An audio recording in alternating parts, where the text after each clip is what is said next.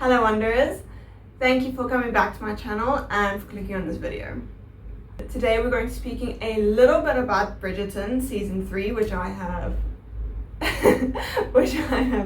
just finished watching, and we're going to use it as an introduction to a little bit more of what I actually want to speak about today, which is book and TV adaptations. So, diving into Bridgerton season 3, I need to say, first of all, I have not read the series. The book series, although I've heard a lot of great things about it, is not my kind of genre that I enjoy reading. It's not something that I feel I can sit down and just really read through, so to be honest, I haven't even tried. It's not my genre. I'm really enjoying the season. I think the TV series is really good. Just very much an easy watch. You know, it's not super complicated or anything like that. It's just a nice, easy watch that I'm enjoying very much so.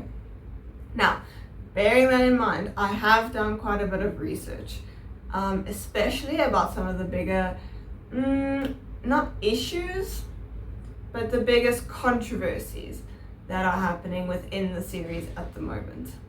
So as far as I know, Bridgerton has made, or the TV series has made quite a few changes from the source material, which was written by Julia Quinn.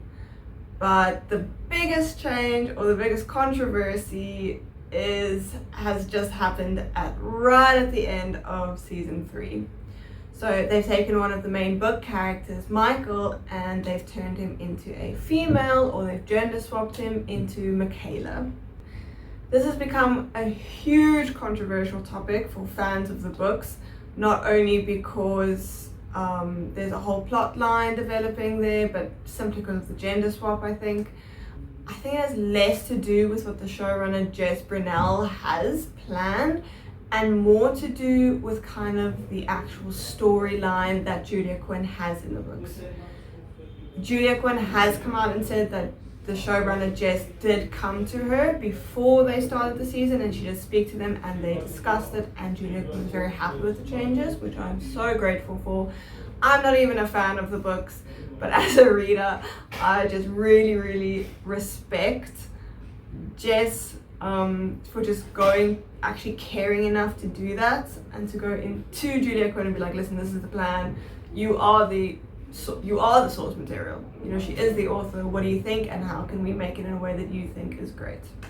So I really appreciate that.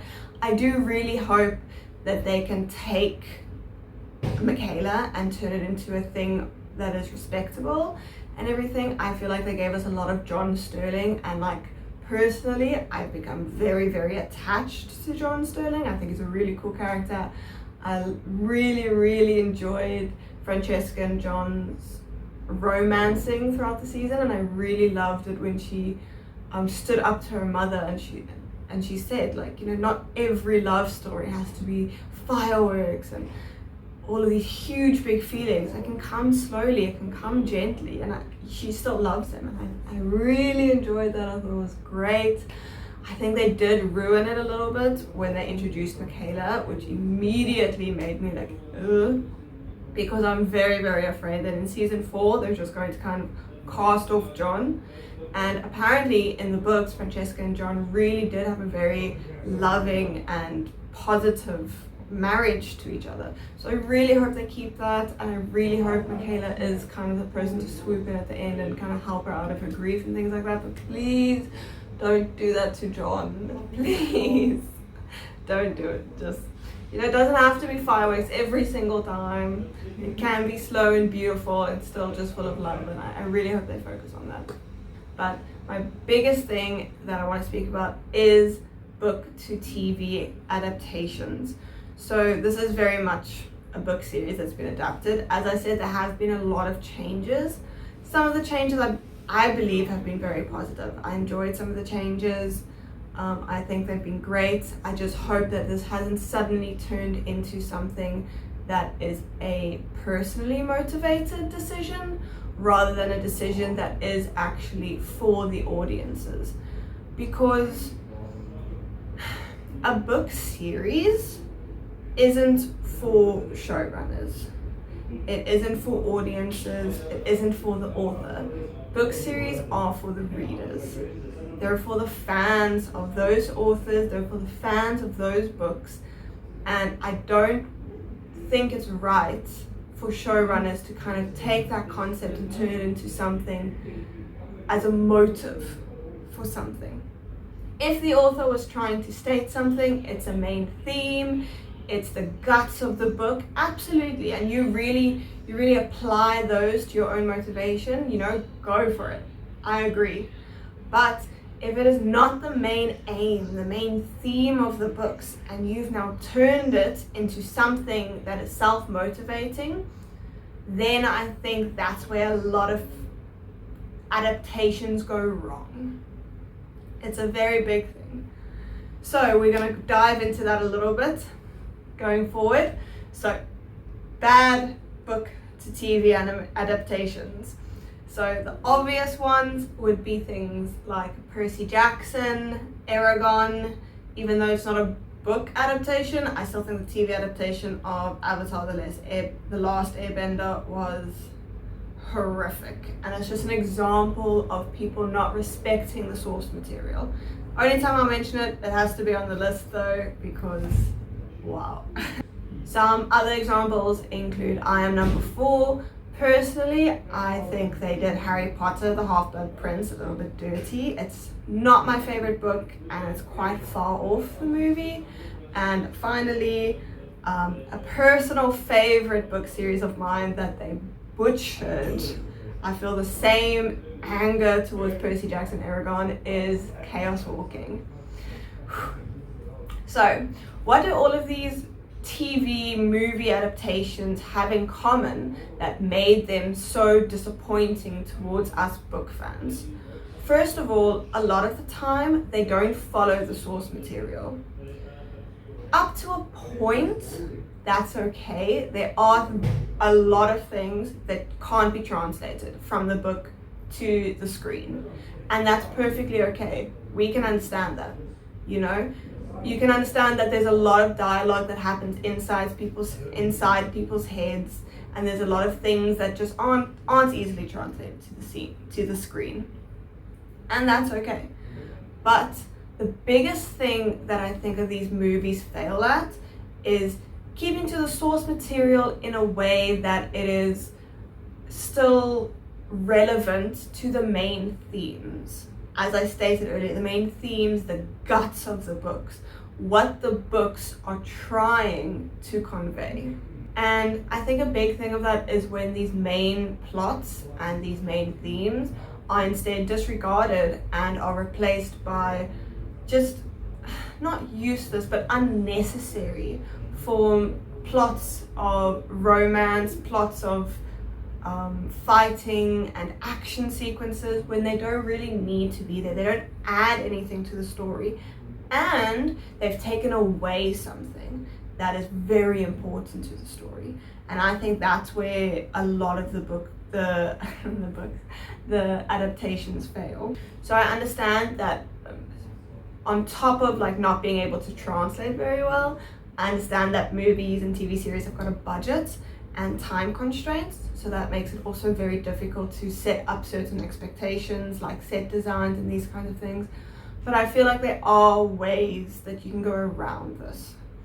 And if I can use Chaos Walking and Percy Jackson as examples, because they are the ones who did this the most, I feel like the movies themselves have kind of cut themselves off.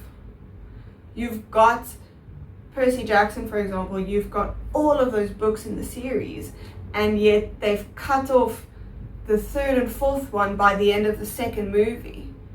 And they do this to kind of rush the series along, but the whole point of the series is that it's a coming of age series, and it's filled with all of these lessons and those kinds of things. It wasn't made to go so quickly. It wasn't made for the action to come up, for the biggest villain to come up. You need to build up to it, which I think movies like the Marvel series did very well. You build up to the main villain, which they didn't do. And they cut off so much that just meant so much to us readers who really meant the most of the characters. You see the characters progress, and you don't see that in the movies because they cut it off. And the same thing with Chaos Walking. There was so much of Todd and Viola's character development that we just didn't get to see because the movie cut itself off before we even got to the second movie or the second book. They kind of ruined it for themselves, making sequels. And I don't know if this was planned, maybe especially in the Percy Jackson movies, because there was so much backlash from book readers. But definitely like in Chaos Walking, I don't understand if they wanted, I mean, look at the cast of that movie. Like, if you look at the cast, I can't believe the way that that movie just utterly destroyed itself. It was amazingly casted, and I really did enjoy the effects. I loved the way they brought out the voice and everything. I think it was amazing. I really do, but it was the plot. It was the plot and the writing that let that movie down. And they can't move forward with it. Even if they wanted to, even if the story went very, very well, in order to stay in line with the books, you would never have been able to continue it. They just butchered the rest of the books. So no. But moving on swiftly, because I can feel myself getting upset.